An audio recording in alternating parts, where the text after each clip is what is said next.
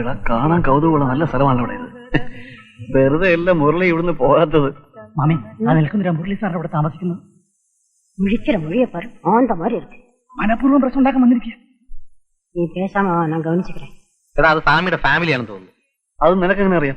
കൂടെ വരുന്ന നായരല്ലേ, കണ്ടറിഞ്ഞോടെ. അയ്യോ, അത് ഞാൻ ശ്രദ്ധിച്ചില്ല. ഇങ്ങനെ ശ്രദ്ധിക്കാനാ? നീ പെണ്ണുങ്ങളെ പാവാടല്ലേ നോക്കൂ.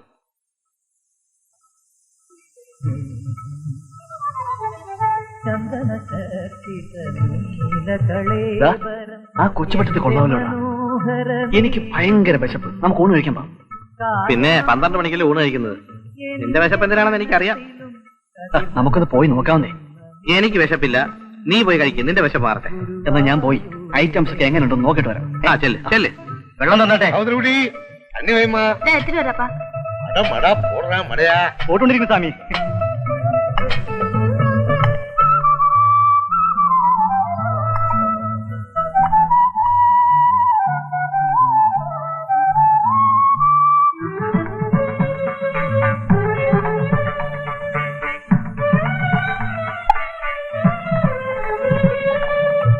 തിരുമാറിലെ വനമാലപ്പൂക്കളിൽ ആദ്യ വസന്തം ഞാൻ.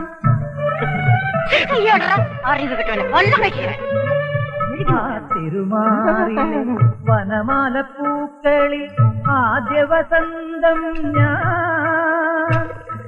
ആപദപങ്കജമാദ്യം വിടർത്തിയ സൂര്യപ്രകാശം. സ്പെഷ്യൽ എന്താ ഉള്ളത്? അയ്യേ, അതാർക്ക് വേണം?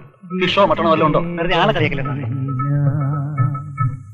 ചന്ദന നീലകളേബരം എന്റെ പപ്പടം. അയ്യ, പപ്പടം കണ്ടിട്ടില്ലല്ലേ? ആ, ഇല്ലല്ല.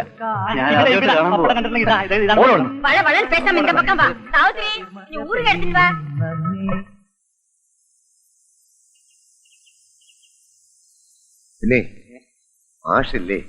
ആ ഉണ്ട്. സ്വാമി ഇരിക്കും, ഞാൻ വിളിക്കാം.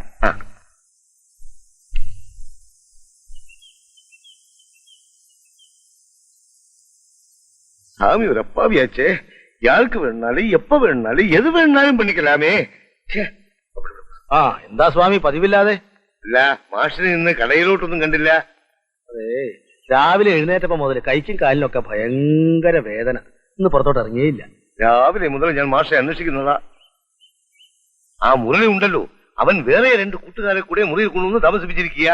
ചോദിക്കാൻ ചെന്നപ്പോൾ അവൻ എന്നോട് പറയുക, കൃത്യസമയത്ത് തന്നെ വാഴ വരുന്നുണ്ടല്ലോ, ബാക്കി പാലിച്ച കാര്യങ്ങളൊന്നും സ്വാമി നോക്കണ്ടാണ്.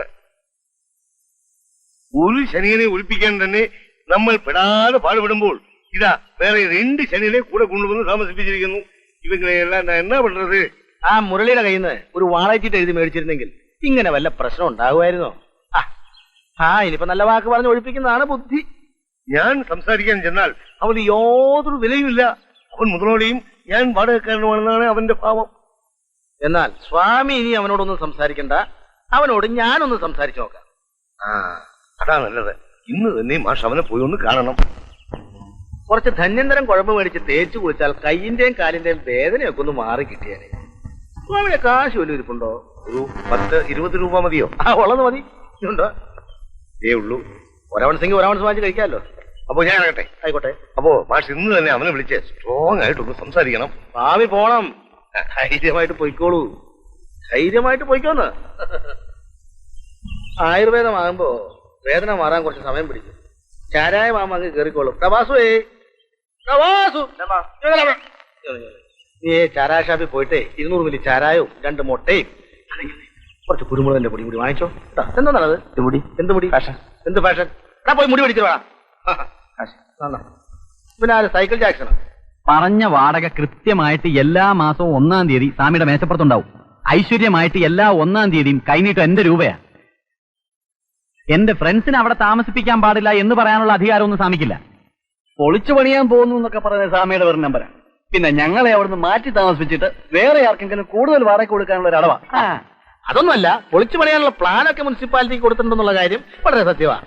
മാഷ് 2 എണ്ണം വിട്ടിട്ടുണ്ടെന്ന് തോന്നുന്നു. നിങ്ങളോടൊക്കെ സംസാരിക്കണമെങ്കിൽ 2 എണ്ണം വിടാണ്ട് പറ്റുമോ? കൂട്ടത്തിലൊരു വക്കീലുണ്ടെന്ന് പറയുന്നത് കേട്ടല്ലോ. ആരാണാവോ? ഞാനാ. എന്താ? അല്ല, ചോദിച്ചതേ ഉള്ളൂ. പോലീസല്ലേ? അല്ല, എന്താ അങ്ങനെ ചോദിച്ചത്? അല്ല, അല്ല അപ്പോഴല്ലേ എല്ലാം കഴിയുള്ളൂ. നിങ്ങൾ സ്വാമിയെ മനഃപൂർവ്വം ബുദ്ധിമുട്ടിക്കാൻ തന്നെ തീരുമാനിച്ചിരിക്കുകയല്ലേ? അങ്ങനെയുള്ള ദുരുദ്ദേശങ്ങളൊന്നും ഞങ്ങൾക്കില്ല. സ്വാമി എന്തെങ്കിലും ബഹളം വെച്ച് ഞങ്ങൾക്ക് അസൗകര്യങ്ങൾ ഉണ്ടാക്കണമെങ്കിൽ മുനിസിപ്പൽ റെന്റ് ആക്ട് അനുസരിച്ച് എന്ത് ചെയ്യണമെന്ന് എനിക്കറിയാം. വെറും 48 രൂപ ടാക്സ് കൊടുക്കുന്ന ആ ബിൽഡിങ്ങിന് വാടക ഇനത്തിൽ മുരളിയുടെ കയ്യിൽ നിന്ന് എത്ര രൂപ സ്വാമി വാങ്ങിക്കുന്നത് അറിയാമോ? I am an advocate. മറ്റുള്ളവർ സംസാരിക്കുന്ന രീതിയിൽ എന്നോട് സംസാരിക്കരുത്. ഒരാളെ കൊന്നിട്ട് വന്നാൽ പോലും കൊന്നിട്ടില്ല എന്ന് തെളിയിക്കുന്നവരാണ് വക്കീലന്മാർ. വക്കീൽമാർക്ക് മാത്രം വീട് വാടകയ്ക്ക് കൊടുക്കരുതെന്ന് പറയുന്നതിന്റെ കാര്യം ഇതാ. എനിക്ക് ഒന്നേ പറയാനുള്ളൂ, സ്വാമി ഒരു പാവ. പ്രശ്നമൊന്നും ഉണ്ടാക്കാതെ ലോഡ്ജ് ഒഴിഞ്ഞു കൊടുക്കണമെന്നാണ് എന്റെ അഭിപ്രായം. അത് മാത്രം മാഷ് പറയണ്ട. That is impossible. Okay okay ആയിക്കോട്ടെ.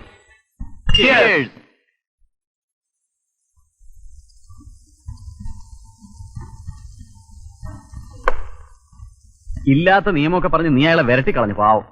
Municipal rent act. വക്കീലാണെന്ന് പറഞ്ഞ് വല്ല മണ്ടത്തരമൊക്കെ അടിക്കുന്നത് സൂക്ഷിച്ചു വേണം. എടാ ഞാൻ പോലീസാണെന്ന് ചോദിച്ചപ്പോ നീ അല്ലാന്ന് പറഞ്ഞതിനാ. ആണെന്ന് പറഞ്ഞിരുന്നെങ്കിൽ ആ സ്വാമി ഒന്ന് വിരട്ടാമായിരുന്നു. അങ്ങനെ ചില നമ്പർ ഇട്ടില്ലെങ്കിൽ ആ മാഷ് നമ്മളെ വരട്ടിയല്ലേ. അതെ എടാ സ്വാമിയുടെ ഇളയ മകള് കൊള്ളാമല്ലോ. വീഴൂ. ഒരു കാര്യം ഞാൻ പറഞ്ഞേക്കാം, നിന്റെ അഭ്യാസം ഒന്നും ഇവിടെ എടുക്കരുത്.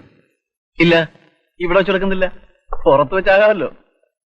ലക്ഷണം കണ്ടിട്ട് ഇവനെന്തോ ലൈൻ ഉണ്ടെന്ന് തോന്നുന്നു. ഓടാ, ഞാനിവിടെ വളരെ ഡീസന്റാ. വേണമെങ്കിൽ ഈ പ്രദേശത്തുള്ളവരോടൊന്ന് അന്വേഷിച്ചു നോക്ക്. ആ അതൊക്കെ പോട്ടെ, സ്വാമിയുടെ മൂത്ത മകളോ? ഒരു പൂണൂലും കൂടെ ഇട്ടാ സ്വാമിയെ പോലെ തന്നെ ഇരിക്കും. നീ നിന്റെ പാട് നോക്കടാ. ഞാൻ ഈ കാര്യങ്ങളൊന്നും ശ്രദ്ധിക്കാറില്ല. ഇവിടെയൊക്കെ നല്ല കുളിസിനുണ്ടാവും ചിലപ്പോ.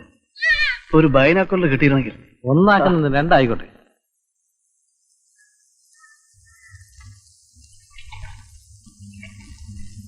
നമ്മുടെ സ്വാമിയുടെ മോളല്ലേ നിൽക്കുന്നത്? അതെ.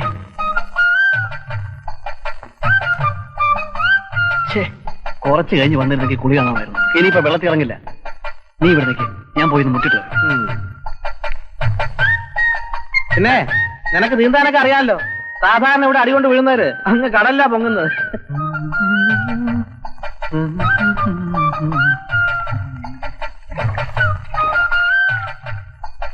നല്ല തണുപ്പ്.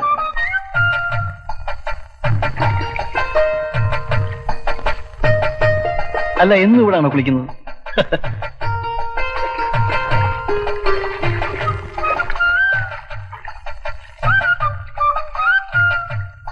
ഇങ്ങനെ ഓപ്പണായിട്ട് നിന്ന് കുളിച്ചാലേ ആരെങ്കിലും കാണും.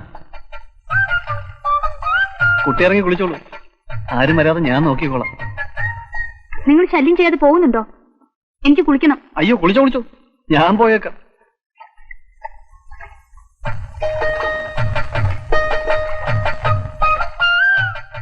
കുട്ടിയോട് എനിക്കൊരു കാര്യം പറയാനുണ്ടായിരുന്നു.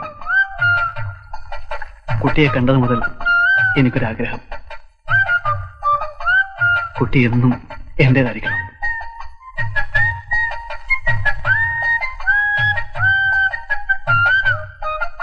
ഈ പെരിയാറിന്റെ തീരത്തുകൂടി കൈകോർത്ത് പിടിച്ച് നടക്കാനും ഒരുമിച്ചിവിടെ മുങ്ങിക്കുളിക്കാനും എന്റെ മനസ്സ് വമ്പുകയാണ്. കുട്ടിയില്ലാത്തൊരു ജീവിതത്തെക്കുറിച്ച് എനിക്ക് ചിന്തിക്കാനാവില്ല. അയ്യോ, പോവാണോ? കുളിക്കുന്നില്ലേ?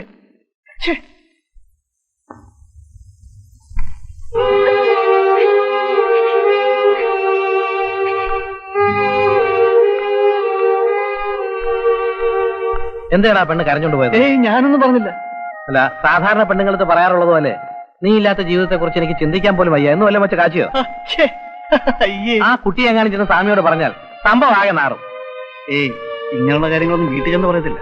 ഒന്നാമത് നമ്മളെ അവിടെ നിന്ന് എങ്ങനെ അടിച്ചിറക്കണം സ്വാമി ആലോചിച്ചോണ്ടിരിക്കുക. ഇതും കൂടി അറിഞ്ഞാൽ തീർന്നു. അപ്പൊ പിന്നെ എന്താ ചെയ്യുന്നത്? എന്ത് ചെയ്യണമെന്നോ? തൽക്കാലം മുങ്ങി കുളിക്കാം.